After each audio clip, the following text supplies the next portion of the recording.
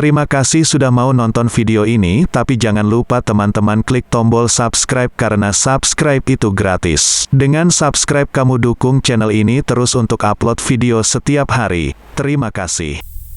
Salam horor. Selamat datang di Cerita Bebas Channel. Dalam cerita di video kali ini, kontributor cerita adalah sebagai saya. Di video kali ini akan bercerita tentang ngekos di rumah angker, diusir lelembut berpakaian Jawa.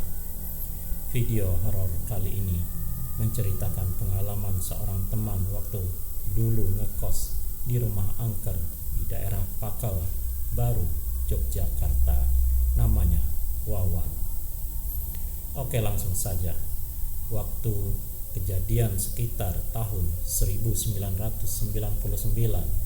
ceritanya Wawan bersama ketiga temannya, Andi, Aan, dan Kus, dari Cirebon ngekos di sebuah rumah kos yang agak tua di daerah sekitar Pakal Baru, Yogyakarta.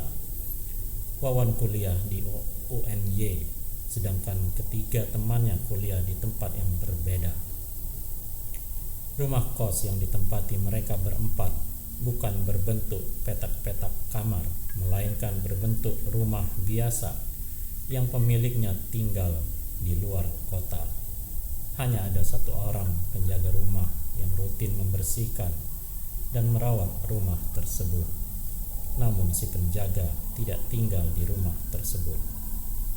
Di dalam rumah terdapat 4 kamar, namun satu kamar tidak disewakan alias dipakai sendiri untuk menginap sang pemilik ketika datang ke rumah tersebut. Terpaksa Wawan tinggal berdua dengan satu orang temannya yang lain, sedangkan kedua teman lainnya masing-masing menempati satu kamar. Oh iya, rumah kos tersebut masih terdapat perabotan rumah seperti meja, kursi, dipan, bufet, televisi jadul. Di atas televisi terdapat figura foto-foto orang tempo dulu yang kebanyakan memakai belangkon yang digantung di tembok. Di teras depan ada satu kursi goyang tua yang sering buat rebutan Wawan bersama ketiga temannya. Oh iya, juga kamar mandi letaknya di belakang rumah, terpisah dari bangunan utama. 1 sampai 2 minggu pertama tidak ada keanehan yang terjadi, semua berjalan normal. Di minggu ketiga keanehan mulai muncul. Waktu itu sekitar habis isya, Wawan sendirian di kamar dan ketiga temannya sedang keluar. Sesaat kemudian Wawan mendengar ada seseorang yang membuka pintu dan berjalan menuju ke dalam rumah. Krek, set, set, set. Wawan pun memanggil nama temannya. Andi, dari mana kamu? Salah satu teman Wawan namanya adalah Andi. Namun tidak ada jawaban. Wawan keluar kamar sambil terus memanggil nama Andi. Coba lihat di ruang tengah, gak ada orang. Di ruang tamu juga tidak ada orang. Dan ternyata pintunya terbuka. Siapa tadi ya yang masuk? Tanya Wawan dalam hati. Wawan hendak menutup pintu depan dan ternyata dari kejauhan terlihat Andi sedang naik sepeda menuju rumah. Wawan merasakan ada yang aneh, tetapi Wawan tidak cerita ke Andi. Di lain hari, giliran Andi yang merasakan keanehan. Saat itu pagi-pagi Andi terbangun hendak mandi, sementara Wawan masih tertidur. Saat di depan pintu kamar mandi terdengar suara orang lagi mandi. Gebyur, gebyur, kerucuk, kerucuk. Andi pun menunggu giliran di luar. Ditunggu selama 15 menit. Yang mandi di dalam belum juga selesai.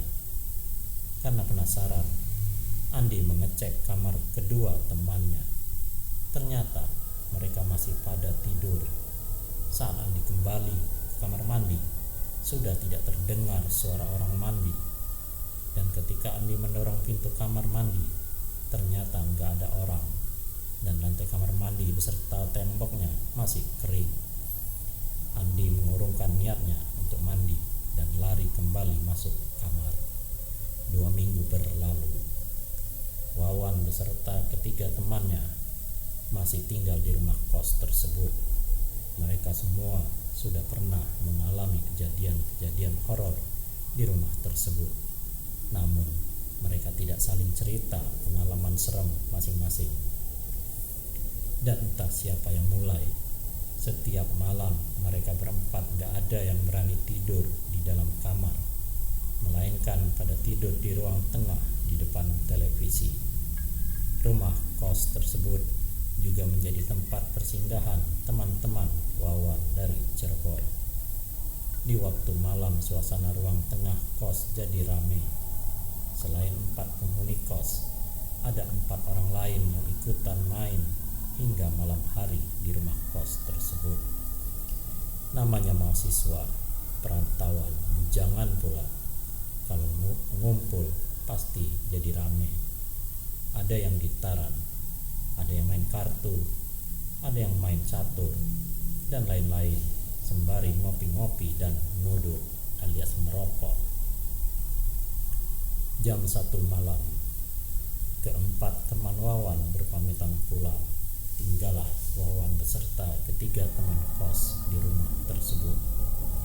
Kebetulan malam minggu mereka berempat menonton pertandingan sepak bola, kalau nggak salah Liga Inggris. Baru setengah jam berlalu, teman Wawan yang bernama Aan mendengar suara kursi goyang berdecit di teras depan. Dan Aan beranjak keluar untuk memastikan siapa yang sedang duduk di kursi goyang tersebut. Ketika Aan sudah di depan pintu, Aan melihat ada seseorang yang duduk di kursi goyang. Kursi goyang tersebut posisinya membelakangi Aan. Terlihat orang tersebut mengenakan blangkon, semacam topi tradisional Jawa. Aan mengira yang duduk di kursi goyang tersebut adalah penjaga rumah kos. "Pak, tumben malam-malam gini masih duduk di teras," sapa Aan. Namun orang tersebut hanya diam. Karena penasaran, Aan bergerak memutari kursi goyang. Saat pandangan Aan mengarah ke samping orang tersebut, buset, ternyata mukanya hanya hitam polos, tidak ada mata, hidung, mulut, dan lainnya. Aan pun langsung pingsan dan jatuh di samping kursi goyang. 15 menit berlalu. Wawan, Andi, dan Kus saling bertanya, "Kemana si Aan?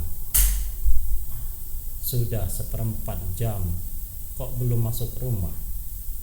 Mereka bertiga keluar menuju teras. Ternyata Aan berbaring di samping kursi goyang. Dikira mereka bertiga Aan lagi tertidur, padahal Aan sedang pingsan. Wawan mencoba membangunkan, Aan, bangun. Kalau mau tidur jangan di teras," ujar Wawan.